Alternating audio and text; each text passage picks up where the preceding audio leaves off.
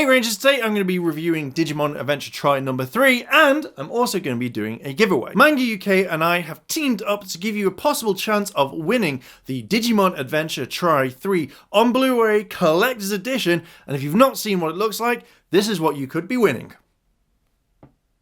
It looks so pretty, doesn't it? Like, oh my god, I kind of want one for myself. For your chance to win this amazing prize, one of the questions will be in this video, so you have to watch it to find out, and then there's going to be one at the end. So let's break down what you get on the disc. First of all, the film is 1 hour and 41 minutes. You also get one of the panels at, I think, AnimeCon, which again isn't too bad if you want to watch it, but that's the only special feature, which I kind of wish there was more. But anyway, on to the review. The animation is still spectacular. So far, from 1 and 2, it's been exactly the same, but it really stands out, and I really love this sort of style of animation. There are more fights at the end of this film that really make you pay attention, and I have to admit, they really make you pay attention. Patamon in this gets the Digivirus and completely changes at times from being really sweet and nice to pretty much wanting to kill everyone. I've got to admit, it's really weird to see this because he bites TK and it's like, oh my god, I did not see that one coming. The way that it pulls on the heartstrings when you see this, oh my god, it's something that is completely dark, but actually makes you feel more for the characters than in any of the previous films. We've also got the other Digimon that have the virus, that you see it in their eyes or on their bodies, and you go, oh no, why? The transformations are absolutely fantastic. You see quite a lot of them. Some will have the music, some will have different music, but my favorite one, and my all-time favorite Digimon, is Angiwoman, followed very closely by Angimon. I don't feel like the animation has dropped or becomes boring in any way, shape or form. Normally you see in some animes that the animation drops and you kind of lose a little bit of interest, but the animation and everything sticks as what it was from day one, which really kind of makes you want to continue watching because it's so good. And I will say this is really good, possibly all the way through every single review that I do. At times when you're watching the story, you can't look away, especially when Patamon turns around and says to TK as well as the Digimon later on saying, if I turn, take me down. And it's these things that you go, oh, even when Patamon's changing and being aggressive because he can't control himself, you know, you're drawn to watching it and you're like, oh my god, I can't look away. I want to know what happens. At points in this film, there are a load of slow moments, but they work really, really well. They kind of, like, obviously they're following on from the aftermath of the second one, but you kind of think that they work really well and they go hand in hand. Even with the faster, more paced parts,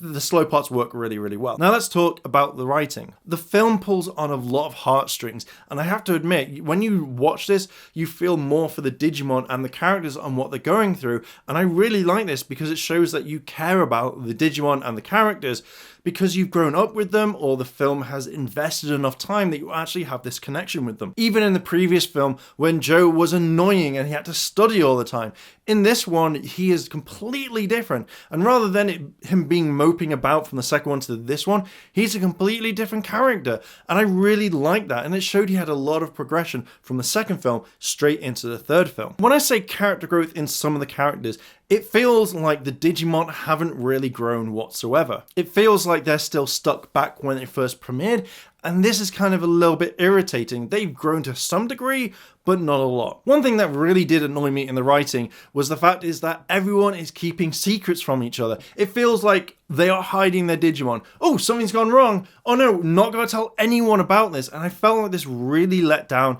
a lot of the storyline. When TK finds out about Patamon, he doesn't tell anyone, he lies to his friends, and I know what's going to happen later. It feels like if they didn't know about it, then this could be a big major problem until near the end where it's like, I'm sorry guys, I didn't mean to keep the secret from you, I'll never do it again. But previously when you've seen other characters, they say you mustn't keep secrets. It's been certain characters that have said that are keeping secrets. It's like, ah! It's so infuriating. I feel like TK has swapped so much in this. He used to be a really good character to the point where he wouldn't lie, he wouldn't keep things away from the others.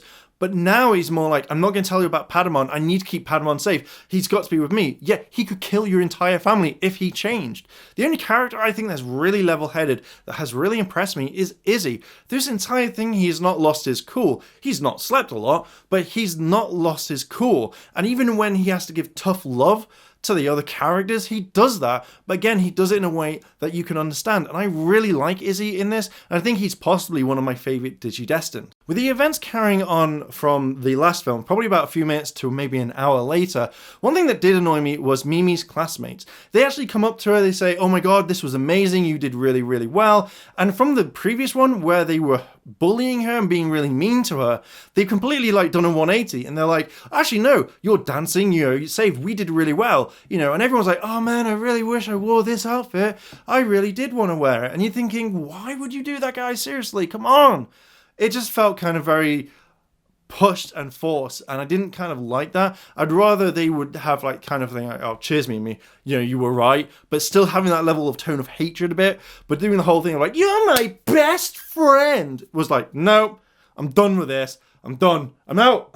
Now, I kind of thought Ken would have a bigger role. We saw him in the second film and he felt like an end boss. But when you see him now, and especially when you watch the ending, you kind of think, oh, okay, that's cool, but I really wish he got more screen time. One of the main points in this was the reboot of the digital world. Now they talk about how it will erase all the Digimon, like all the memories and stuff, and they'll basically be set back to day one. But I would have really liked this to be a plot device that you saw maybe in the end of the first film, all the way through the second film, and rather than doing a countdown, this is what they had to do, was try and beat the clock. They have this entire element that they've got within the third one, which kind of made a little bit more sense, but I kind of really wish it was a plot device through all the time. One thing I felt when watching this was when Patamon was changing, and then obviously you saw like the other Digimon changing, I felt like this was like from The Walking Dead.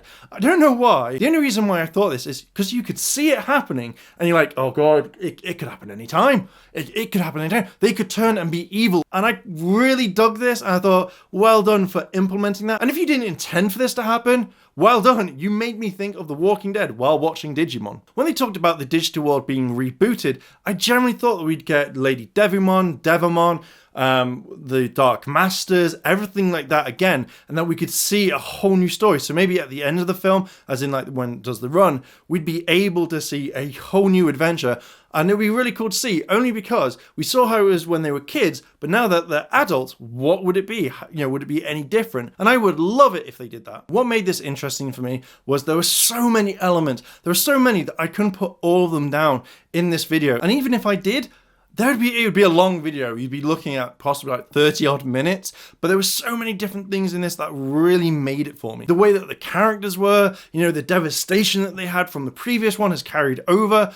Oh my god, it just felt like, even when you had like Sora going to Mako, I think her name is, when they're talking about how Makomon was Dark Digimon now because she was corrupted. But, Tai had this originally when Greymon went to Skull Greymon. It was very, very different. And I thought, oh, that's kind of cool. But I really like the throwback to the references. There were quite a few throwback references. We had the references from where Tokomon had the whistle, which was then referred to the first film, where you saw Ken's device from the D3 to that digital diary type thing that it looks like. You had those throw in, and it was really nice to see this.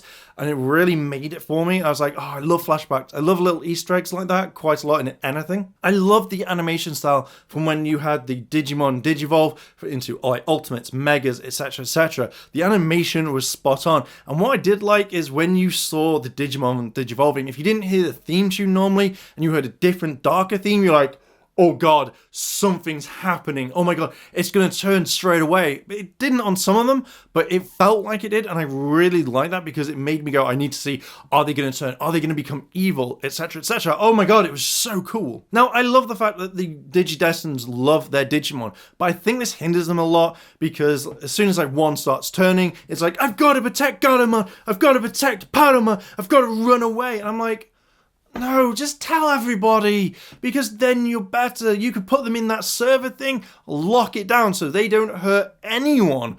But it just really felt like they have this progression of, we've got to tell everyone if something happens.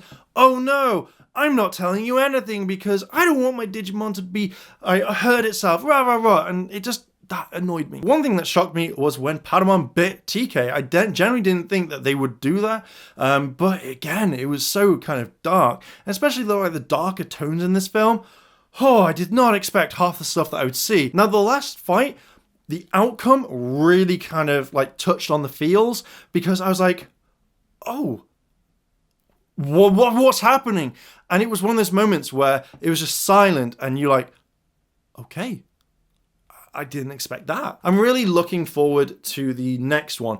I'm really excited because I want to know what's happening. I could watch the Japanese version, but now that I've started watching in English, I really want to finish watching in English, so I'm really excited for the next one to come out very soon. So my final thoughts on this, I really enjoyed a lot of the storyline. The one thing that really, or a few things that annoyed me, was one is like pretty much every single scene with the Digimon, they're always talking about food. Literally, it's just so annoying that I don't want to see that anymore. I get it, you're hungry, you want snacks, you like eating, but it's just every scene that they're in. Having every scene of talking about food really kind of lowers it, because even when Patamon was saying, hey, look, if I turn evil, you can just take me down, please. And everyone's like, no. And then Agumon has to talk about food, and I'm like, oh, does this have to be in it all the time?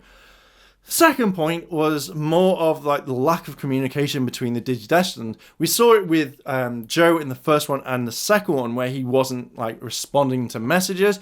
But when like Tai didn't communicate to the others, I generally thought, what's the point? You might as well just go alone. Don't talk to your friends. Just go alone and say, be with Patamon. And again, at the very end, before they go into the digital world, they all stop talking to each other, like, those are all years that we've had, like we've all been friends, nothing at all. And it felt like a very slap in the face.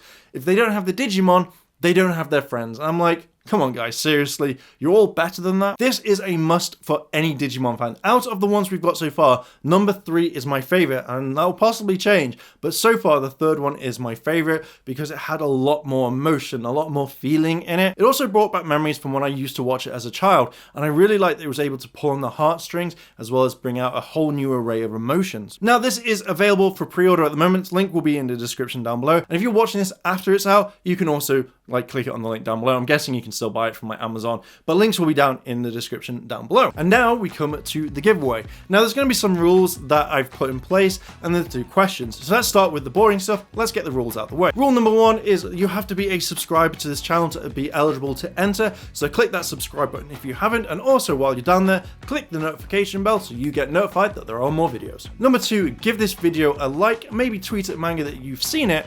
And, I think that would be kind of cool. So your 2 questions are, and I think they're quite simple. 1, what is my favorite Digimon? And 2, what is your favorite Digimon and why? When commenting on your favorite Digimon, give me a really good answer. Don't just say, oh, I like Agumon and that's it. Make me smile. Tell me why that Digimon is your favorite Digimon. There's got to be a reason why you like that one so much. So to be eligible to enter this competition, all you have to do is subscribe to the channel. If you're not, click that button. Also, why not click that little bell button? Because you will be notified when new videos come along. Why not give the video a like and a share, and also tweet to Manga that you've seen this video and you're like, hey, I really can't wait for Digimon Tri 3, it's going to be amazing. So now we're going to talk about the rules. First of all, you must be over 18 to be eligible to enter. If you're under 18, you must have permission from your parents or guardians. You must be a UK resident to enter this one because we can only ship to the UK. Don't spam the comments. Once you've put your answer, just leave it there. If you keep putting multiple ones over and over and over again, unfortunately, I will have to disqualify you. Just tell me your favorite Digimon and why, and then tell me what my favorite Digimon is. To enter, you must comment on this video. If this video gets shared around and I don't see it, then I can't tell you if you've won. So therefore, literally all posts, make sure they go down in the comments down below. Once I've chosen a winner with a YouTube random comment selector, I will then contact you via your YouTube inbox. So just make sure that you're keeping an eye out on it. I will then be passing on that information to Manga, and then they'll be sending you out the prize. And if you win, send a picture of you and your prize, because I think that would be really cool. I just want to see your happy face and be like, that's cool, that person won. Entries are now open until the 15th of December, and then that gives enough time for me to get everything ready so I can pass it on to Manga, and then they can send you the stuff, and then hopefully you'll get it before Christmas, which will be a nice Christmas treat. If you've liked this video, like, favorite, comment, and subscribe. Check out all the other videos on the channel if you want to help out on Patreon. Link will be in the description down below. And as always, Rangers, thanks for watching, and I'll see you in a bit. And of course, good luck.